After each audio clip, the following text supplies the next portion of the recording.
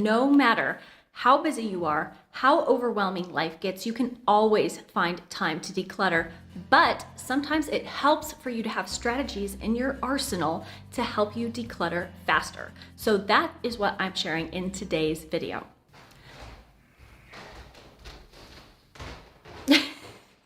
My husband keeps walking through.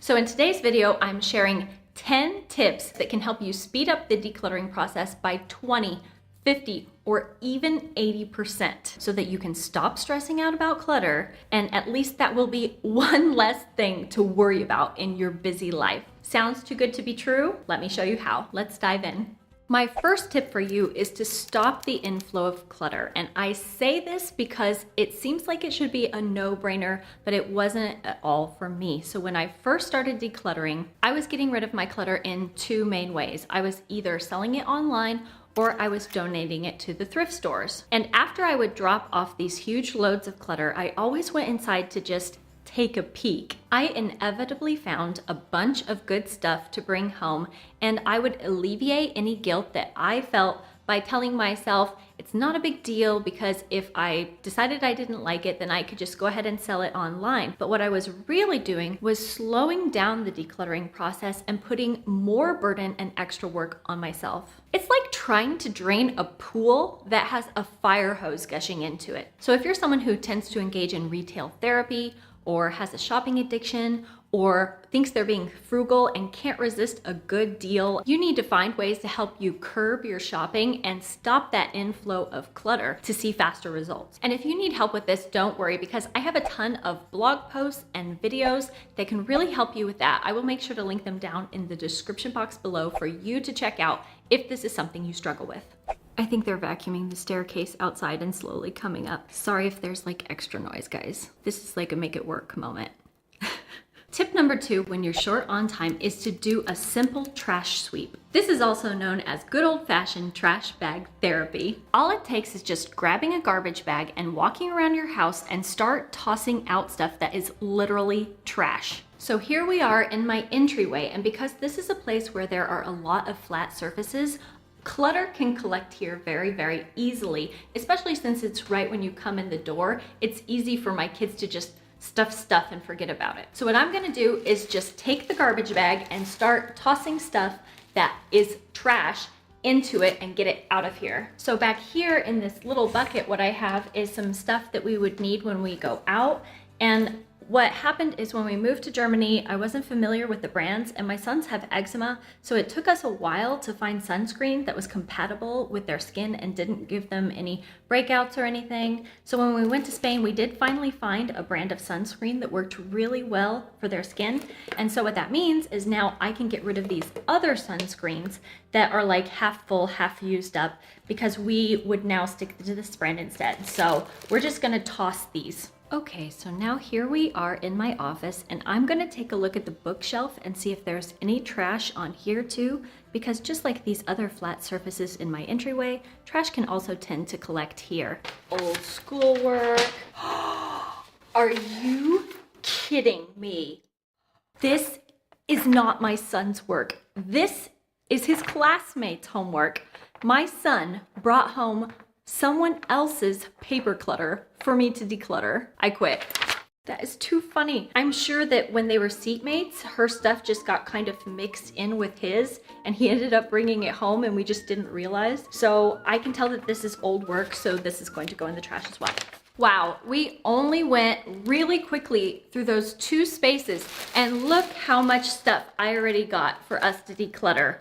Tip number 3 is to keep your eyes on the prize. When you want to declutter and you have a limited amount of time, you need to put the horse blinders on and stay laser focused. Let's say that you have 15 minutes to declutter and you go into the kitchen ready to start, and then you notice that you forgot to do the dishes from this morning. So you think, well, I better do those dishes really quick. And before you know it, 15 minutes have gone by, the kids are calling your name, you remembered 5 other things you need to get done, and you walk out of the kitchen without having accomplished any of the decluttering that you set out to do. Remove distractions as much as possible. Don't try to clean, don't try to organize, Just focus on decluttering. Remind yourself that once the clutter is gone, it's going to be a lot easier to clean and organize what's left in the future. My next tip to help you declutter faster is to donate more. Not long ago, we had to declutter my kids' clothes and shoes and buy new ones for the start of the new school year.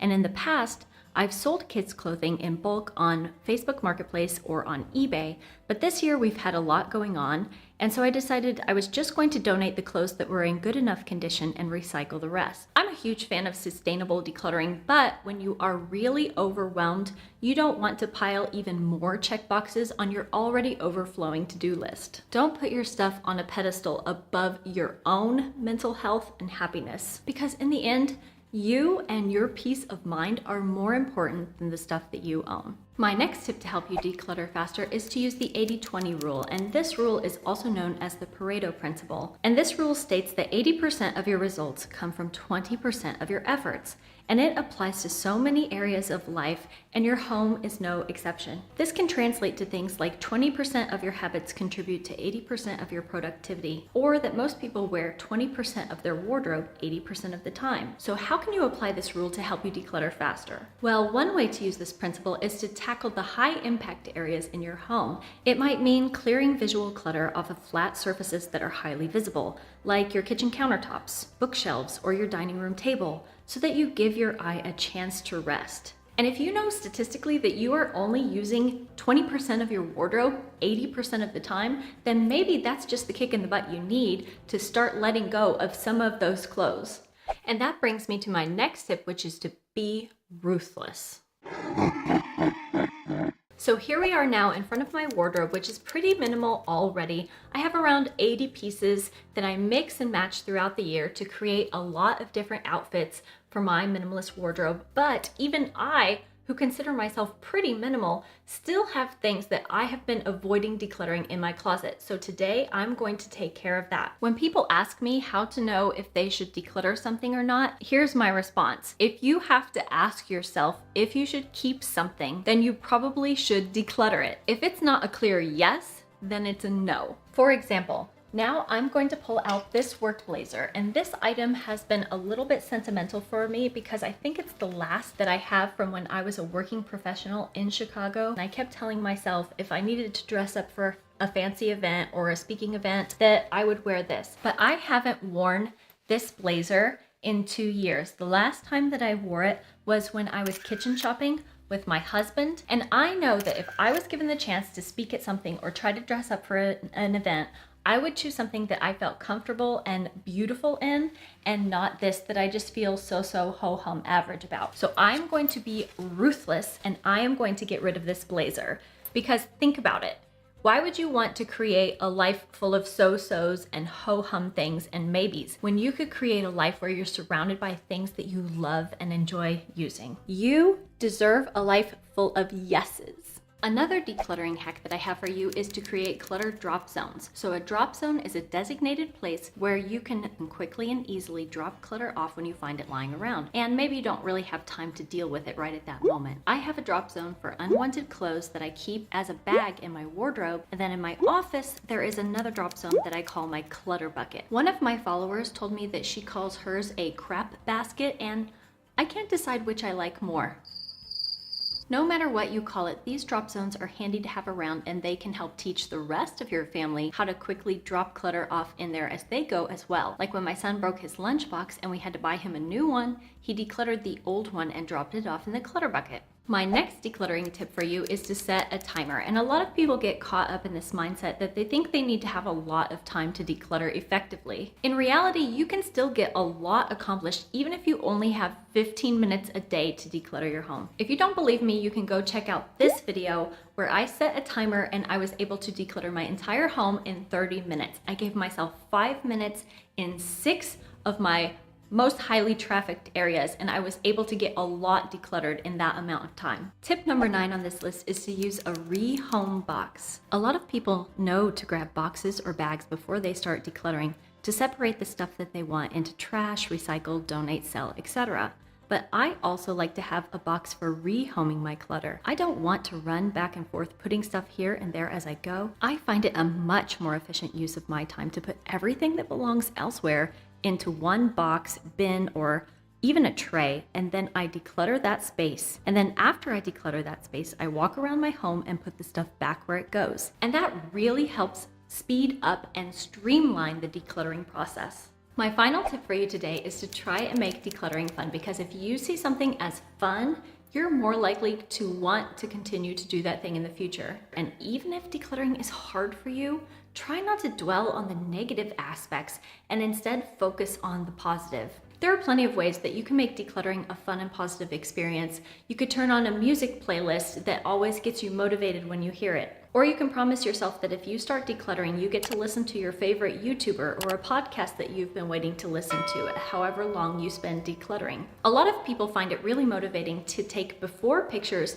before they start decluttering, so that when they're done decluttering, they can take another picture and see how much progress they've made. You could also look for printables to help you declutter, like decluttering bingo, 30-day challenges, or a printable checklist to help keep you on track. Whatever it takes to keep you inspired and motivated as you declutter your way to the home of your dreams. Now remember, this is by no means the most comprehensive list of decluttering tips, rules, strategies, and ideas. And if you're feeling extra motivated and looking for more inspiration, you can go check out this video, and I'll see you again next week. Until then, take care. Bye-bye.